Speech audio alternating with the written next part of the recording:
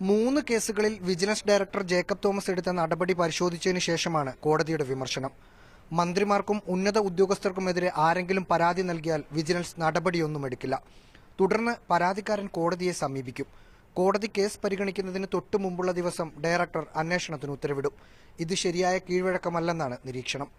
മുൻ മന്ത്രി ഇ.പി. ജയരാജൻ, മന്ത്രി ജെ. മേഴ്സിക്കുട്ടിയമ്മ, ഇന്റലിജൻസ് മേധാവി ആർ. ശ്രീലേഖ എന്നിവർക്കെതിരെ സ്വീകരിച്ച നിലപാട് കോടതി എടുത്തു പറഞ്ഞു. അന്വേഷണം മനഃപൂർവ്വമായി വൈകിപ്പിക്കുകയാണ്, അല്ലെങ്കിൽ അന്വേഷണത്തിന് ഒരു അമാന്തമുണ്ട് എങ്കിൽ അതിനർത്ഥം അത് വിജിലൻസിന്റെയും വിജിലൻസ് ഡയറക്ടറുടെയും വിശ്വാസ്യതയെ പൂർണ്ണമായി തകർക്കുന്ന രീതിയിലാണ്. അത് മാത്രമല്ല, അത് മുഖ്യമന്ത്രിയെ കൂടി ബാധിക്കുന്ന ഒരു വിഷയമാണ്. ആഭ്യന്തര വകുപ്പ് മന്ത്രി കൂടിയായ മുഖ്യമന്ത്രി പിണറായി വിജയനെതിരായ വിമർശനമായാണ് പ്രതിപക്ഷം ഇതിനെ ഉയർത്തുന്നത്. വിജിലൻസ് ഡയറക്ടർ വളരെ ഗുരുതരമായ തെറ്റാ ചെയ്ത്. തത്ത ഇപ്പൊ കൂട്ടരാണെന്ന് എല്ലാവർക്കും ബോധ്യമായിരിക്കുന്ന കാലമാണ്. കേരളത്തിലെ വിജിലൻസ് സർക്കാരിന്റെ താളത്തിനൊത്ത് തുള്ളുകയാണ് ഇപ്പം. വിമർശനത്തിന്റെ പശ്ചാത്തലത്തിൽ വിജിലൻസ് ഡയറക്ടർ ഉദ്യോഗസ്ഥരുടെ യോഗം വിളിച്ചു. റാഹീസ് റഷീദ്, മീഡിയ 1, തിരുവനന്തപുരം.